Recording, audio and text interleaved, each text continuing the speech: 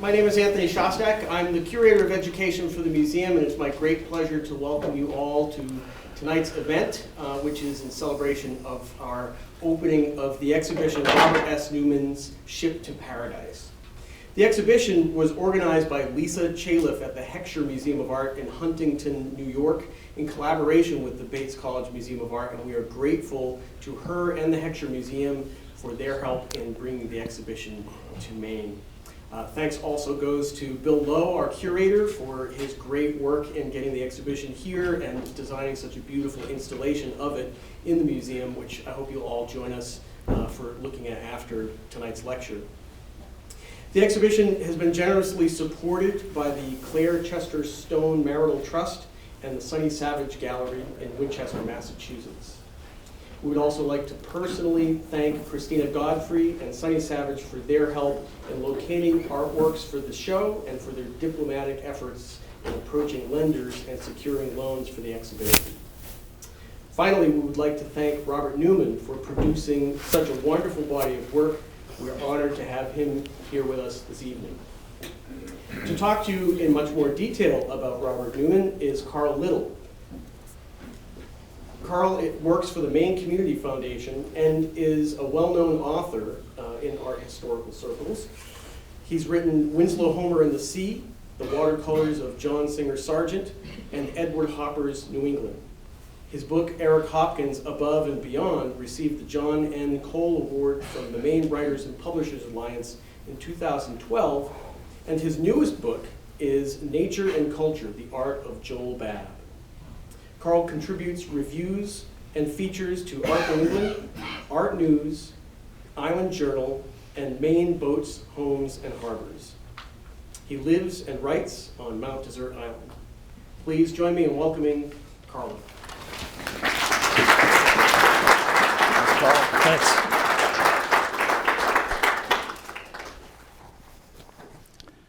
Can I turn these things down now? Or? Here we go. Sinking into darkness. Okay. Let me start by thanking Anthony for that introduction and for inviting me here to say a few words about the artist of the hour, Robert Sterling Neuman. I'm glad to be back at the Bates College Museum of Art, one of the most exciting art venues in the Northeast. I mean, consider this. After taking us to the edges of the cosmos with its last show, Starstruck, the fine art of astrophotography, the museum is now launching 3 outstanding new exhibitions. A selection of prints by the great German symbolist Max Klinger, one of my personal favorites, Franji Kielaars, Color at the Center, a remarkable display by the acclaimed Dutch textile artist, and Robert S. Neuman's Ship to Paradise. I was thinking that in some ways, the Neuman show, which, as Anthony mentioned, originated at the Heckscher Museum of Art, furthers the vision of Starstruck in its wonderfully inventive explorations of space. I know a lot of people were involved with organizing the Neuman exhibition. Let me just give a special shout out to Bob's wife, Sunny Savage, and their daughter, Christina Godfrey, for their exemplary commitment to the artist and his work. I also would like to acknowledge Lisa Chaliff, curator at the Heckscher Museum, for her key role in finessing the exhibition. And finally, thanks to Anthony and Bill and the Bates Museum of Art staff for bringing the show to Maine. It's wonderful. I got a little sneak preview. You're in for a wonderful treat. What I propose this evening is to provide some context, biographical and art historical, for Robert Neuman and his work. Let me start with a bit of personal reminiscence. I first encountered Neuman's work in 1989 at Aurelia Thistle Brown's Wingspread Gallery in Northeast Harbor, Maine. That year, I had left my job at Art in America magazine in New York City to move with my family to Soamesville on Mount Desert Island. I was eager to connect with art and artists in Maine. Thistle ran what I once called a seasonal bazaar. On any given day, she would have rugs, ceramic ware, and furnishings, as well as paintings and sculpture on display in her space on Main Street. When she died last year, the island lost a true patron of the arts. I ended up reviewing one of Thistle's summer shows that featured a number of pieces from Neuman's Lame Deer series, including this one. And I later reviewed an entire show of the Lame Deer work that was mounted at the Abbey Museum in Bar Harbor in 2005. This is Lame Deer Kootenai, 1989.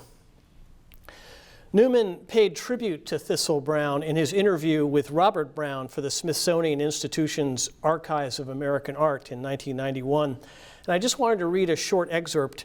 One note, whoever transcribed the interview used phonetic spelling for a number of the proper names mentioned. My favorite is Wingspread somehow morphed into Innsbruck. Here's a section of the interview. I show in a gallery up there, this is Bob speaking to the interviewer, I show in a gallery up there called the Innsbruck Gallery, run by Thistle, Miss Aurelia Brown of New York City. It's just a summer gallery, but she's very loose with her philosophy of life. She leaves the artists alone. You bring whatever paintings you want. She doesn't select them. You can have something to say about the hanging of the exhibition if you wish. And she's willing to listen to new ideas, what you should show and shouldn't show. If you bring too many, she says, Bob, there just isn't room. But it's not about the painting itself. It's because the building isn't any bigger. So she's wonderful like that. And that is Thistle. And our late gallery burned in a fire 4 or 5 years ago. So we miss them both. I had a chance to consider the full range of Neuman's work on the occasion of his retrospective exhibition at the Beard and Weil Galleries at Wheaton College in 2007. In an essay for the catalog, I noted that at the time Robert Brown interviewed Neuman for the archives in 1991, he had been involved in making art for going on a half a century. If one counts his early fascination with pen and ink, he has pursued visual expression of one form or another for most of his lifetime. As he told Brown, I thought as a young boy that this must be something very professional to have a bottle of ink and a pen. Neuman was born in 1926 in the small western mining town of Kellogg, Idaho. He made his initial forays into painting using house paints from the shelves of his father's hardware store. He was drafted in 1944 and served in the Air Force. After studying briefly at the University of Idaho, he moved to the West Coast, where he came under the influence of the San Francisco School. Neuman attended the California College of Arts and Crafts in Oakland. He spent the summer of 1949 at Mills College, also in Oakland, where he studied with the great German expatriate painter Max Beckmann. This is Beckmann's self-portrait with Horn, 1938-1940. One of Neuman's fellow students, both at the California College of Arts and Crafts and at Mills, was the late Nathan Oliveira, the great American figurative painter. Oliveira once provided this anecdote of Beckmann in action as a teacher. Once he was surfing the room and he came up to a little old lady who had no idea who Beckmann was, nor cared. She cared only for a small painting of a house that she had been working on for about 2 weeks on a small canvas board. He just passed her many times, but this time he stopped and she stepped back, assuming that he would add the golden touch to her piece and then it would be finished. Without asking her, he stepped up to the palette, got the largest brush he could find in the dirty turpentine, and then splurted out a big goopy wad of black onto the palette. The dear little woman stepped back in horror when he splashed a puddle of turps with the brush into the black, and she almost fainted when he then made huge black marks across the face of the little house with a rose-entwined fence. He dropped the brush and went on his way, saying to her, "More black." I do not recall the woman ever returning to the class. Bob, I don't know if that brings back any memories, but he was, I know from the stories from him teaching at the Brooklyn Museum School that he was something else. I love what Neuman told Robert Brown about his introduction to the West Coast art scene. He said, coming from the state of Idaho to San Francisco and walking into the museum, green as a cucumber, and seeing Clifford Still for the first time, and Sam Francis and Richard Diebenkorn, and all hanging there, was quite a shock. Here I'd been painting views of Coeur d'Alene Lake with the mountains. You can see some of the influence of the San Francisco School in this painting from 1958, Et autres vase, oil on canvas. Compare it, say, to this Richard Diebenkorn painting from that same year, 1958, which displays his West Coast brand of abstract expressionism. This is a view of the ocean, Santa Cruz Island, 1958. Neuman was also exposed to contemporary European aesthetics in the 1950s. In 1953, he won a Fulbright scholarship to study in Stuttgart, Germany. Among his teachers there was Willy Baumeister, whose non-representational verve would inspire Neuman to explore other avenues of abstraction. He was especially taken with Baumeister's Monterey series, of which 53 variants were painted between 1953 and 1955. This is just one example of them. This is Baumeister's Monterey No. 2 from 1954. Neuman was attracted not only to the inventive nature of Baumeister's art, but also to his commitment to exploring a particular motif over time. It was not long before he was pursuing his own serial approach. One thinks of his marvelous Pedazos del Mundo series, begun in the early 1960s. This series also owed something to the time Neuman had spent in Barcelona on a Guggenheim in 1956. This is Pedazos del Mundo No. 6, 1961. Another series started in the 1960s was the wonderful space signs. Neuman took the circle shape and arranged it in such a way as to create a fresh visual language and expressive poetics that utilize global and planetary symbols. "I'm a maker of paint," Neuman told his Smithsonian interviewer, "so I use it, I exploit it, and I put it down and use it any way I can, emotionally, instinctively, intellectually, blindly, any way." This is Space Signs No. 3, 1967. And I should note that you said at one point, Bob, that the Space Signs was actually inspired by the contemplating the night sky ablaze with stars over Mount Desert Island, which I think kind of makes you look at it in a different way. In the 1970s, Neuman embarked on another wonderfully dynamic series, which he called Pile or Stack. Here are 3 examples to show how he worked memorable variations on a dynamic theme. This is the Pile, 1972, 1974. This is the Pile, 1976. Neuman has noted that these paintings explore the idea of the cairn, transforming the humble trailside marker into elaborate monuments. And then one more, this is the Stack Red, 1976. I should note that for much of his career, Neuman taught at the State University of New York at New Paltz, the Massachusetts College of Art, Brown, Harvard, and Keene State College, which recently mounted Robert S. Neuman at Keene State College, 1972-1990. All the while, he managed to keep separate livelihood and creative enterprise, returning to his studio every day or night, whatever the teaching schedule, to the refuge of a room full of canvases. If you had the inspiration and the inclination and determination to use the inspiration, Neuman has stated, you could make art out in the driveway, I think. The aforementioned Lame Deer series represents Neuman's most sustained body of work, stretching more than 30 years and encompassing an array of mediums. Struck by a landscape haunted by tribal upheaval, the painter began incorporating the simple stick armature of Native American teepees within expressionist landscapes. In a manner worthy of a composer, he has played variations, each time bringing fresh resonance to a theme tied to the elements and nature.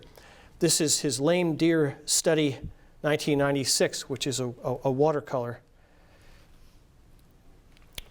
Alan Stone, the legendary art dealer and collector, was one of Neuman's greatest champions. Stone discovered the artist's work in the 1950s and in 2006 mounted a 50-year retrospective at his New York City gallery. In an appreciation written for that show, Stone recounted how Neuman's work first hooked him on visits to the painter's Harvard studio.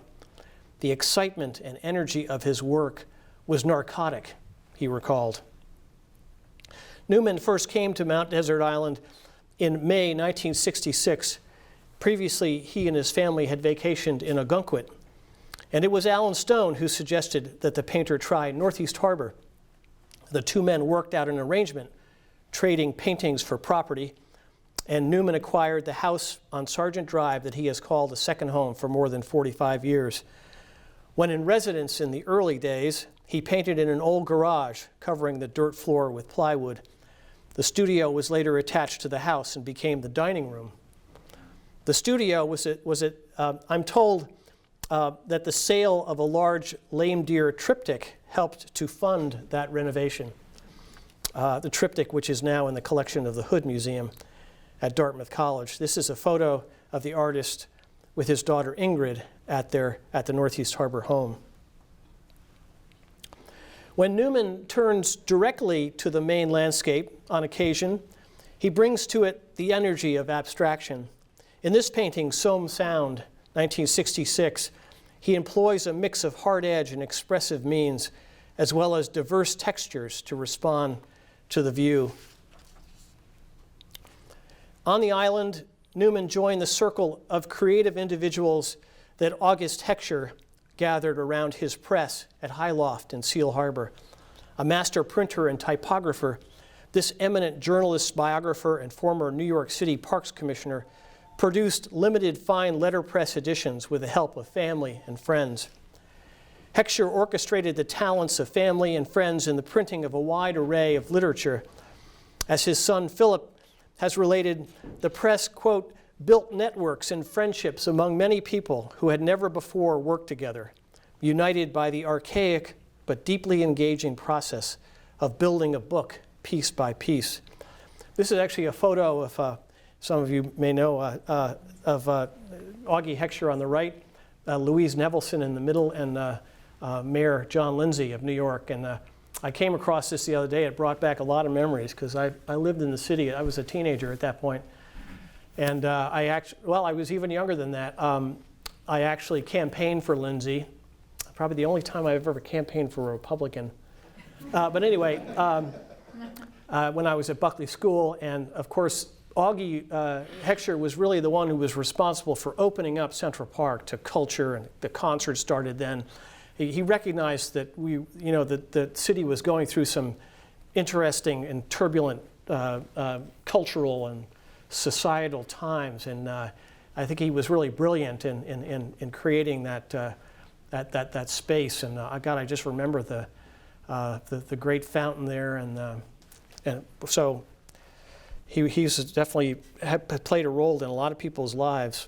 In 1982, Heckscher embarked on his most ambitious project at Highloft, a facsimile reproduction of Sebastian Brandt's 16th century allegory, The Ship of Fools, including the original woodcut illustrations by Albrecht Dürer. This is a title page of Brandt's Ship of Fools.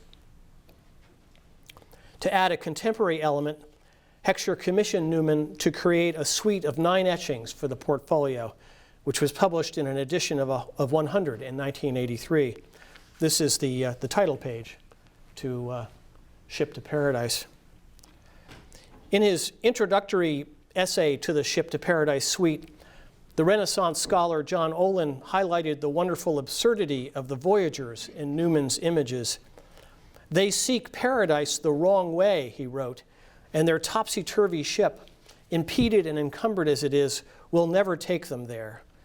The artist's visual metaphor, Olin noted, expresses in contemporary form an ancient dilemma. This is one of the prints from that suite. This is a Ship to Paradise Airborne. The artist had begun to explore the theme of a misguided ship in 1977, intrigued by the idea that in modern civilization everybody was trying to get to paradise somehow. Neuman's thinking, as he told Robert Brown in the Archives of American Art interview, went like this. Being involved in thematic attitudes in painting and drawing and art in general, I thought, well, as we see in modern civilization, everybody's trying to get to paradise somehow. It seems, I thought, how in the world do you do that? Do you go in an Oldsmobile? How do you go? How do you get there? So I thought maybe you get there on a medieval bark. In place of an Oldsmobile, Neuman chose a medieval bark, a wonderfully complex vessel that sails and swoops through sometimes cosmic terrain in search of a better world. The artist also suggested a trailways bus as a possible means of conveyance to paradise. This is one of the earlier pieces in the series, Ship to Paradise No. 2, 1977. And it's actually a singular occurrence in Neuman's overall oeuvre. The images were never translated into paintings.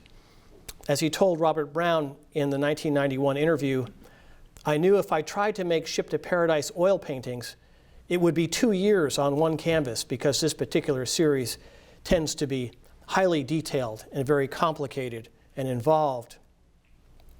I think it's not so far-fetched to see in Neuman's stylized wave in the preceding print an echo of Hokusai's woodblock, The Great Wave of Kanagawa from the 1830s.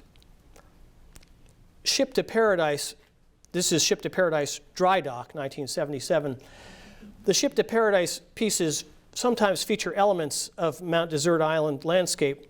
While not explicit in its reference and decidedly fantastic in its imagery, the print Ship to Paradise Dry Dock 1977 certainly evokes the island's tradition of boat building and restoration.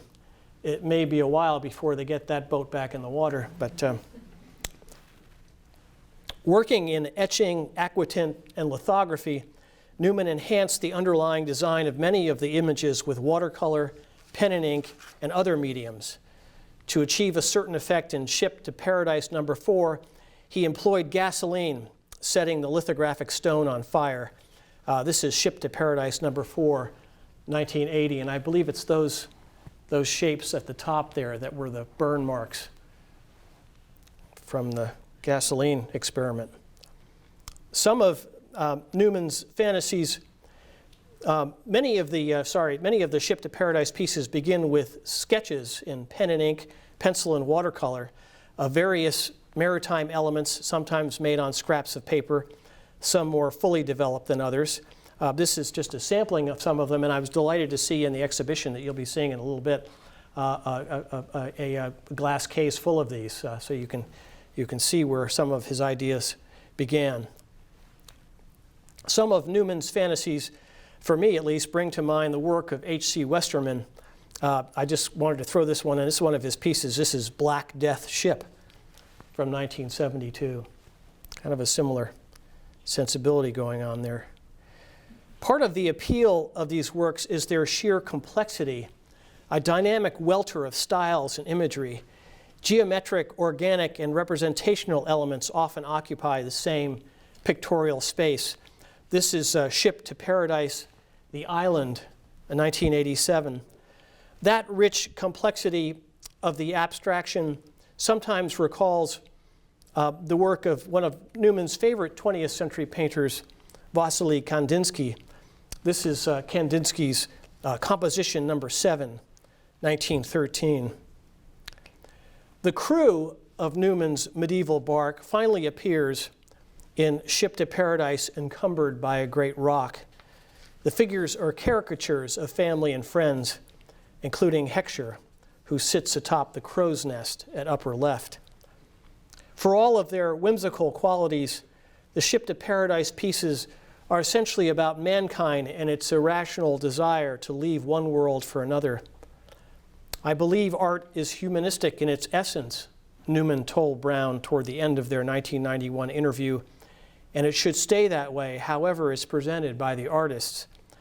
This is Ship to Paradise, The Wreck, 1985. As I noted in my essay for the catalog for this show, the Ship to Paradise series remains relevant as we consider the debris that drifts through outer space, or the wreck of the Concordia in 2011. The photos of that Italian cruise ship continue to haunt us, one commentator wrote, adding, "How could a trip to paradise go so wrong?" They might have asked Neuman, who has addressed this question with vital and visionary brilliance.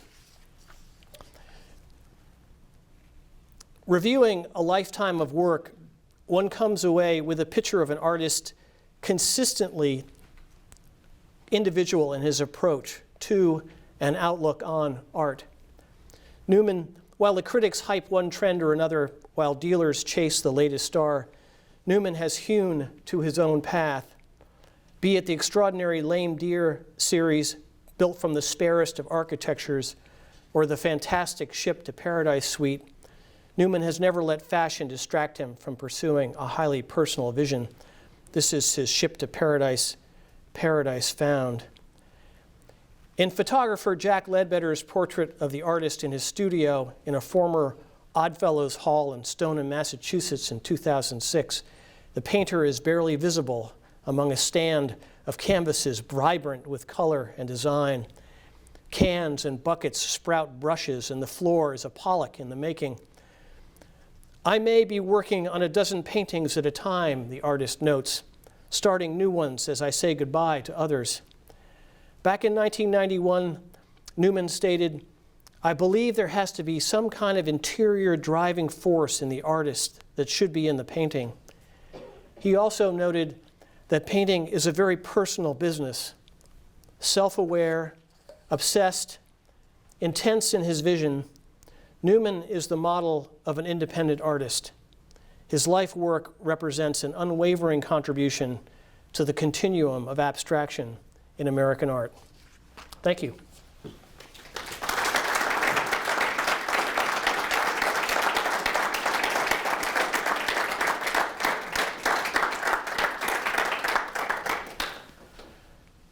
So, one thing I did want to say that this is really a sampling of Bob's work. There's a whole other series and work that he did inspired by Barcelona and the Alhambra and stuff like that. So, you have to